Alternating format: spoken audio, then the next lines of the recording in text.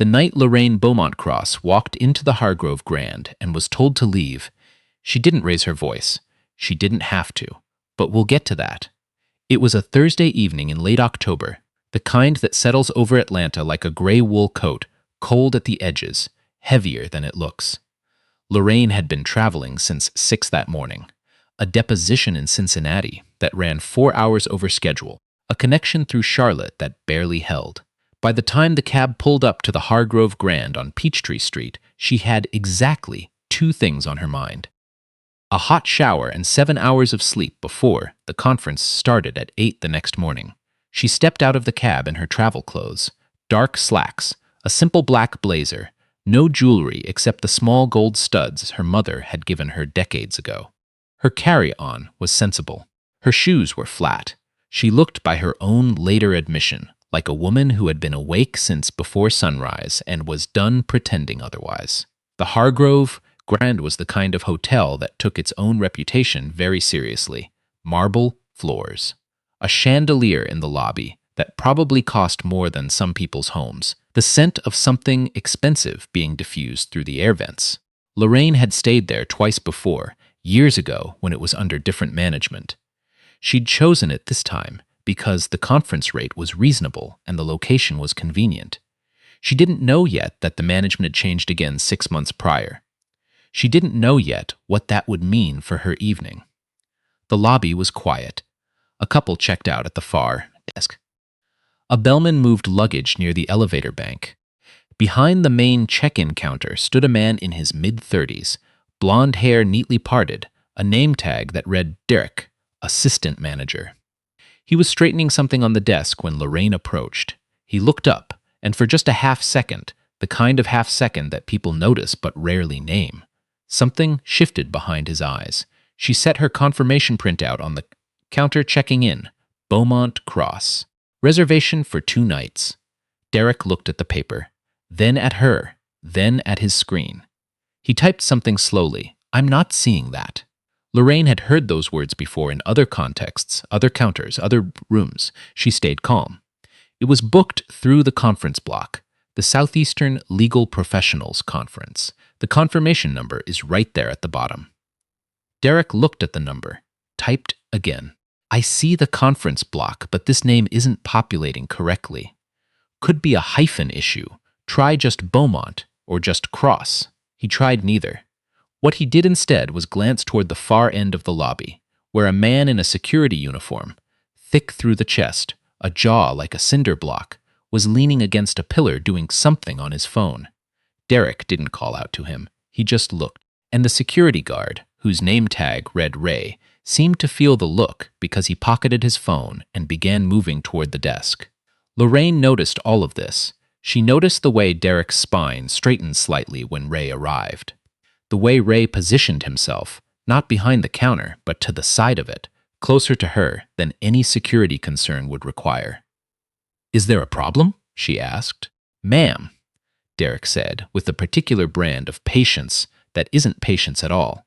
I'm going to need you to step to the side while I figure this out. I don't need to step to the side. My reservation is valid. You can see the confirmation number. I can see a number, he said. I can't verify it's legitimate. Something went very still in the lobby. The couple who had been checking out had paused. The bellman near the elevator was no longer moving luggage. Lorraine looked at Derek for a long moment. What exactly are you suggesting? He didn't answer that. What he said instead was, I'm going to have to ask you to wait in the seating area while I contact the conference coordinator. It's 9:15 at night. Then it may take some time.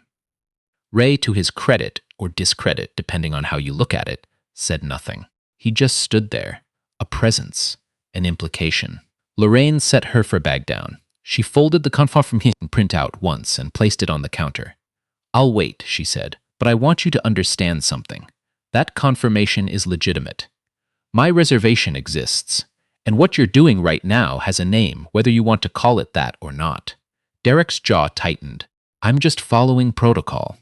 What protocol requires you to call security before you've even tried to verify a reservation? He had no answer for that. She sat in the lobby seating area, a cluster of low chairs near the window, velvet cushions, Small table with a bowl of decorative stones.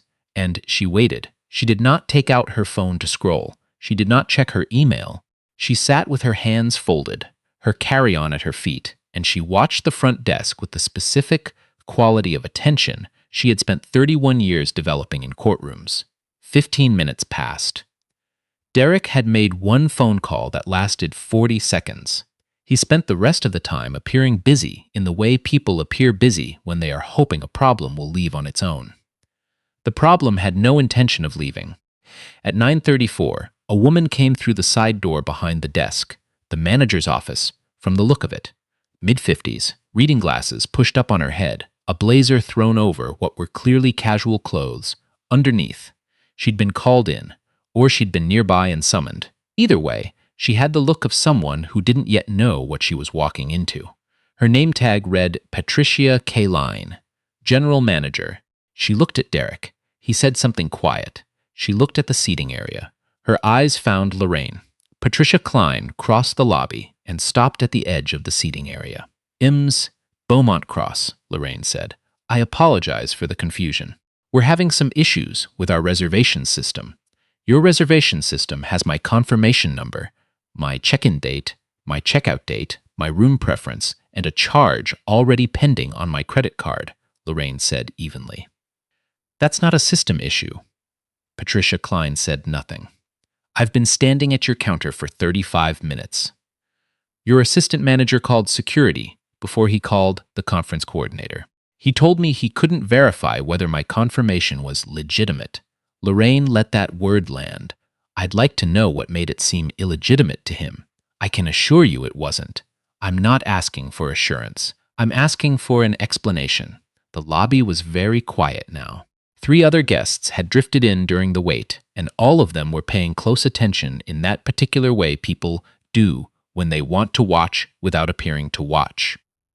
Patricia Klein straightened. Something shifted in her expression, a kind of recalibration, the look of someone who has suddenly become aware that this situation is further along the road to consequence than she realized. "Miss Beaumont Cross, I'm going to get you checked in personally right now. I'm upgrading your room at no cost, and That would be fine," Lorraine said. "But first I'd like you to answer my question. I don't think. I'm a federal civil rights attorney," Lorraine said. "I've been practicing for 31 years. I was lead counsel on Whitmore v. Fulton County, which set precedent in this circuit on discriminatory denial of public accommodations. I'm in Atlanta this week to speak at a legal conference about exactly that kind of case." She paused. "I'd like you to understand who you're talking to before we go further. Not because it changes what happened, it doesn't, but because I want to be sure you understand what I'm looking at." The silence that followed was a different kind of silence than the lobby had held before. Derek, behind the counter, had stopped moving entirely. Ray, near the pillar, had taken one careful step backward. Patricia Klein's face had gone through 3 different expressions in 4 seconds. "I'd like to know," Lorraine said, again quietly, with the patience of someone who has all the time in the world and knows it. "What made my confirmation seem illegitimate? Here is the thing about moments like that one. They don't happen in a vacuum. They don't fall out of the sky. Derek Paulson had worked at the Hargrove Grand for 14 months. Before that, 2 years at a property in Buckhead, and before that, a stint at a franchise hotel near the airport, where, by multiple accounts from former coworkers, he had developed a pattern, not a policy, not an official procedure, a pattern. The kind that lives in the space between what gets written down and what actually happens. 3 guests in the past year had filed complaints at the Hargrove Grand. 2 had been resolved quietly. Gift cards, upgraded stays, apologies that stopped just short of admitting anything. 1 was still pending, tangled somewhere in the hotel's internal process. All 3 guests had been black. Patricia Klein knew about 2 of those complaints. She had signed off on the resolutions personally. Whether she had asked the right follow-up questions after signing, whether she had looked at the pattern rather than the individual incidents, was a question she would spend a great deal of time with in the weeks ahead. Ray Decker, the security guard, had been with the property for 3 years. He had never filed a report about being asked to position himself near a guest who had not displayed any threatening behavior. He had never pushed back against a silent summons. In 37 months, it had never occurred to him to ask why he was always called for certain guests and not others. He would think about that later. He would think about it for a long time. Lorraine Beaumont Cross did not raise her voice that night. She never did. In situations like this, it wasn't restraint exactly, or not only restraint. It was something she had learned early, watching her father navigate rooms that had been designed to make him feel small. He had taught her that the quieter you stayed, the more clearly everything else got heard. She had carried that lesson for 58 years. She checked into her upgraded room at 10:14 that night. Patricia Klein escorted her personally. The elevator ride was quiet in a way that both women understood differently. In her room, Lorraine set her bag on the luggage rack, sat on the edge of the bed, and took out her phone. She had 11 unread emails. She ignored all of them. She opened her contacts instead and scrolled to a name she had known for 22 years, senior partner at Reese and Okafor, who was also in Atlanta for the conference, and who also happened to have spent the last decade doing nothing but civil accommodations and public-facing discrimination cases. She typed, "Are you still up? Something happened tonight. I'll tell you at breakfast. But I wanted to document it first while it's fresh. I'm going to need you to know about this." Donna replied in under a minute. "I'm up. Call me." The conference opened the next morning at 8 sharp in the Magnolia Ballroom of a convention center 4 blocks from the Hargrove Grand. 412 registered attorneys, judges, clerks, and advocates. The largest gathering of black legal professionals in the Southeast, held annually for the past 17 years. Lorraine Beaumont Cross was the keynote speaker. She had been introduced to audiences like this 12 of times. She had learned to tune out the biographical listings, the degrees, the cases, the appointments, the awards. Not out of false modesty, but because she found them a distraction from whatever she was actually trying to say. When she walked to the podium that morning, she carried no notes. She never did for keynotes. She stood at the mic for a moment without speaking. The room settled. "Something happened to me last night," she said, "that I wasn't planning to talk about." The room was completely still. "I checked into a hotel 4 blocks from here. I had a valid reservation, a confirmation number, a credit card already charged. And before anyone at the front desk tried to verify a single piece of that, before a single key was cut, before a single phone call was made, they called security." She let that land. "I've been a civil rights attorney for 31 years. I have argued before the 11th Circuit. I have sat across tables from people who thought that their position gave them the authority to decide who deserves service and who doesn't. Last night, for about 35 minutes, I was just a black woman standing in a hotel lobby being told, in very polite language, that I did not belong there. Someone in the 3rd row said something quiet. A few people shifted. I'm not telling you this because it's unusual," Lorraine continued. "I'm telling you because it's ordinary. Because it happens every day to people who don't have my degrees or my case history or my 31 years. It happens to your clients. It happened, I would guess, to a fair number of people in this room. And the reason it keeps happening is that the consequences remain abstract until someone makes them concrete." She paused. "Last night, I made some things concrete, and I want to talk to you this morning about what that actually looks like. Not in theory, not in a brief, not in a decision you read on Westlaw. What it looks like when you're standing in a lobby at 9:15 at night, tired, and someone decides that your reservation isn't worth verifying." By the time Lorraine finished speaking at 9:47 that morning, 3 things were already in motion that she did not yet know about. The first, Donna Reese had contacted the Hargrove Grand's corporate parent, a hospitality group headquartered in Nashville, at 8:30 before the keynote began, using a professional address that got the right kind of attention. She had not filed anything yet. She had simply introduced herself, referenced the incident from the previous evening, and indicated that documentation existed and that her client was a federal civil rights litigator with standing and the institutional memory of a circuit court. The second, a woman who had been seated in the lobby of the Hargrove Grand the previous night. A retired schoolteacher from Decatur named Opal Jennings, who had been waiting for her daughter to bring the car around, had gone home, called her son-in-law, who worked in local news, and described in careful detail what she had witnessed. She had not posted anything online. She had not made any noise. She had simply made a phone call to someone who knew what to do with information. The third, Derek Paulson, had arrived at the Hargrove Grand that morning and been asked by Patricia Klein to come to her office before he began his shift. He did not come out of that office for 40 minutes. When he did, his name tag was not on his shirt. The corporate response came at 11:17 that morning in the form of a call to Donna Reese from the VP of Guest Experience at Hargrove Hospitality Group, a man named Thomas Aldridge, who was based in Nashville and who had, from the sound of his voice, not had a particularly good morning. Donna took the call in the hallway outside the Magnolia Ballroom, a legal pad on her knee and her reading glasses on. "We are deeply concerned," Aldridge began. "By the account of what occurred."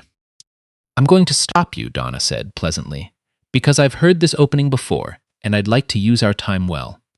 I'm going to tell you what I know, and then I'm going to tell you what my client would like, and then you're going to tell me whether we're going to handle this the fast way or the long way."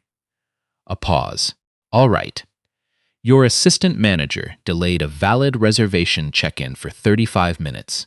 He called security before attempting to verify the reservation through any available channel. This occurred with no disruptive behavior, no failure to produce documentation, and no legitimate operational reason. Your general manager, when she arrived, attempted to resolve the situation with an upgrade and an apology that did not include an explanation. 3 prior complaints on file at that property, all 3 guests black. I have requested the records, and I will have them by end of business today." Another pause, longer this time. "My client is not interested in a settlement at this stage," Donna continued. "She is interested in 3 things. First, a full written account of your internal investigation, including what action has been taken and what your review of prior complaints reveals. Second, a commitment to mandatory bias training at that property with third-party oversight. Third, a direct conversation with your CEO, not your VP of Guest Experience, your CEO, within the next 10 business days." "That's," Aldridge started. "I'm not finished." Donna turned a page on her legal pad. "If those 3 things happen in a reasonable time frame and the investigation is substantive, my client will reserve judgment on further action. If they don't, you should know that she is speaking this week to 400 attorneys who handle exactly this category of case, that documentation of last night's events exists from at least 2 independent witnesses, and that one of those witnesses has already spoken to someone in local news." There was a long silence on the line.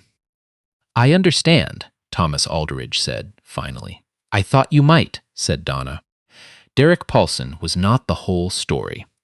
Lorraine had known that from the moment Patricia Klein came out of the back office and stood in the lobby with the particular expression of someone who had been here before. Not at this exact moment, but somewhere like it. Someone who had signed the resolution letters and moved on without asking the question that sits underneath the resolution. Why does this keep happening? That question, the underneath question, was the one Lorraine cared about. It was the one she had built her career on. She had seen it in housing cases, in lending cases, in a school district in rural Georgia where the same 3 children had been disciplined 7 times in a semester while their white classmates walked through identical situations without consequence. She had seen it in the careful language of people who believed themselves to be fair and were, in the day-to-day architecture of their decisions, something else entirely. She did not hate those people. That had never been the engine. The engine was the underneath question, the pattern underneath the incident, the policy, written or unwritten, that made the incident possible, predictable, repeatable. At 2 o'clock that afternoon, between a panel on federal civil rights enforcement and a workshop on documentation strategies, Lorraine sat in a conference room with Donna and a woman named Dr. Cynthia Abiodun, a sociologist from Emory, who studied discrimination in commercial spaces and who had, coincidentally, stayed at the Hargrove Grand 2 years prior and filed a complaint that had been resolved with a gift card. They talked for an hour. Dr. Abiodun had data. Donna had legal strategy. Lorraine had 31 years of pattern recognition. By the time they were done, the underneath question had a shape. Patricia Klein called at 4:45. She did not call through corporate channels. She did not call through a lawyer. She called Lorraine's cell phone directly, through a number she had found on the conference website, and she said, "I'd like to speak with you, if you're willing." Lorraine was willing. They met in the hotel's small business center, a room off the lobby, 6 chairs, a table, a printer no one was using. Patricia arrived first and was already seated when Lorraine came in. She looked like someone who had been thinking hard all day and hadn't arrived anywhere comfortable yet. "I want to tell you," Patricia said, "that what happened last night was not policy." "I know," Lorraine said. "That's actually not what concerns me most." Patricia looked up. "What concerns me," Lorraine said, "is that it happened 3 times before, and each time the resolution was a gift card and a quiet apology, which is a way of making the incident go away without making the pattern go away." She set her hands flat on the table. "You signed those resolutions. I'm not saying you acted in bad faith. I'm asking whether, after the second one, you asked Derek, or anyone at that desk, a harder question than what happened." Patricia was quiet for a moment. "No," she said. "Okay," Lorraine said. "That's where we start. Here is what happened in the weeks that followed.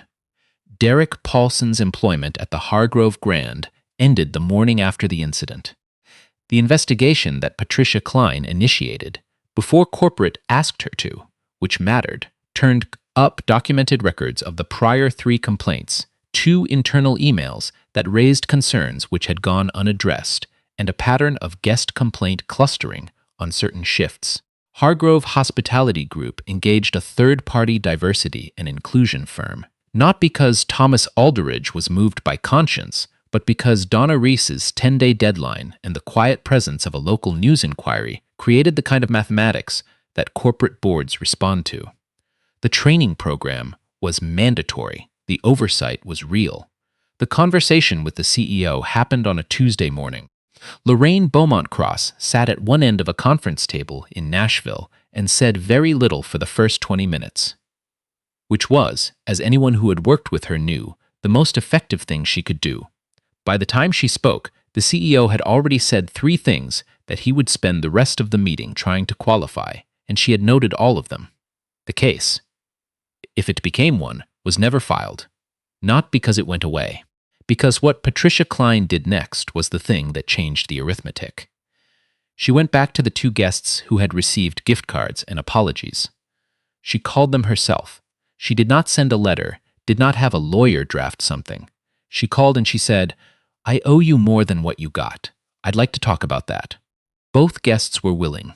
Both conversations were long.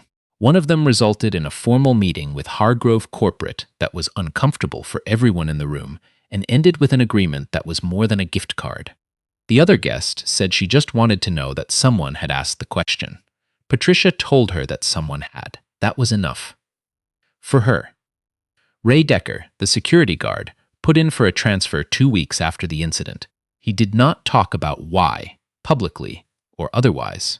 He took a position at a different property across town, smaller, less prestigious, and on his first shift there, when a desk agent glanced at him during a check-in that seemed to be going sideways, he walked toward the desk, looked at the guest, and asked if there was something he could help with. There wasn't. It was a billing question that got sorted in 4 minutes. He went back to his post. But the question, "Why am I being called here?" had found its place in the rotation of things he now asked before he moved. That was its own kind of change. Lorraine Beaumont Cross flew home to Washington on Saturday morning. Her flight was early. She got to the airport with time to spare and sat in the terminal with a coffee and a novel she hadn't had time to open during the week. The case, the conference, the conversations. She let them settle. She thought about her father, the way he had moved through rooms, the measured economy of his dignity in spaces that had tried to chip it away. He had not lived to see her argue before the circuit. He had not lived to see a lot of things, but she thought sometimes that he would have recognized what she had done in that lobby on Thursday night. Not the lawyer of it, not the 31-year career of it, just the part where a tired woman with a valid reservation stood at a counter and did not move until the counter did. He would have understood that part exactly. She opened her novel. The terminal filled and thinned and filled again around her. At gate B17, a family of 4 settled into the row of seats across from her. 2 parents, 2 kids, the younger one already asleep across the mother's lap. The older kid, maybe 8, was watching something on a tablet with headphones on, and every few minutes a small smile crossed his face at whatever he was seeing. Lorraine watched him for a moment, thought about the conference. The 412 attorneys in that ballroom, the ones who had come up to her after the keynote, young lawyers, mostly, still close to the beginning of whatever they were building, and said, "I needed to hear that." Not because the story was extraordinary, because it wasn't, because they had their own versions of lobbies, their own versions of that half-second behind someone's eyes, their own versions of standing still and not moving until something else did. She looked back at her book, turned to the first page. The flight boarded on time.